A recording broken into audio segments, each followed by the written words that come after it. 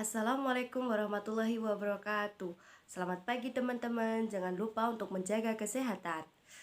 Saya dan teman-teman kelompok 10 akan menjelaskan tentang interferensi, difraksi, dan polarisasi. Untuk yang pertama, saya Umi Nur Khalifah Hidayah akan menjelaskan tentang interferensi cahaya. Interferensi cahaya adalah perpaduan antara dua gelombang cahaya yang harus bersifat koheren. Dua gelombang cahaya dikatakan koheren jika memiliki frekuensi, amplitude yang sama, dan fase yang tetap. Dua gelombang cahaya tersebut berinterferensi diperkuat akan menghasilkan cahaya yang terang yang dinamakan konstruksi. Sedangkan cahaya yang diperlemah akan menghasilkan cahaya yang gelap yang dinamakan disruptif. Yang selanjutnya, interferensi cahaya pada celah ganda. Percobaan ini dilakukan oleh Thomas Young dan Fresnel. Pada dasarnya percobaan mereka sama. Yang membedakan adalah Thomas mendapatkan dua gelombang yang koheren dan menjatuhkan cahaya dari sumber cahaya pada dua celah sempit yang berdekatan sehingga cahaya yang keluar adalah cahaya koheren. Sedangkan Fresnel mendapatkan dua gelombang cahaya koheren dengan memantulkan dua buah cermin dan mendapatkan dua cahaya bayangan yang dianggap sebagai cahaya koheren. Untuk contohnya, saya ambil contoh ini milik Young. Jika berkas cahaya melalui S1 dan S2, maka celah tersebut berfungsi sebagai cahaya baru dan penyebar cahaya. Interferensi dapat terjadi karena adanya perbedaan lintasan berkas cahaya dari S1 dan S2. Jika jarak kedua celah tersebut lebih kecil daripada jarak celah layar, maka beda lintasannya pada titik P sama dengan S2P kurangi S1P sama dengan D sin theta. Beda lintasan titik P sama dengan S2 dikurangi S1 sama dengan D sin theta.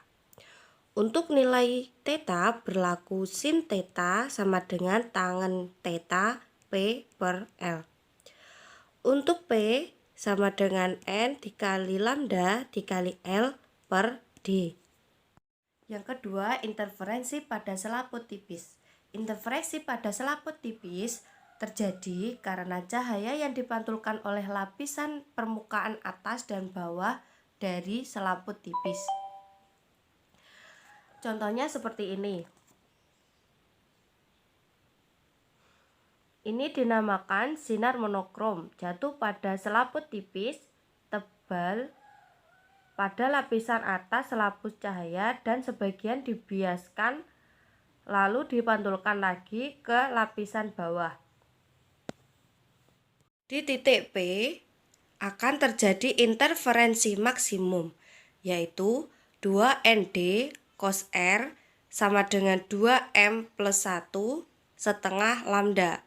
Selanjutnya interferensi minimum, yaitu 2ND cos R sama dengan 2M setengah lambda, di mana N sama dengan indeks bias, D tebal lapisan, R sudut bias, lambda panjang gelombang, dan M orde. Yang ketiga, cahaya Newton. Pada interferensi ini, pola interferensi pada selaput tipis udara yang berupa lingkaran, garis terang, dan garis gelap.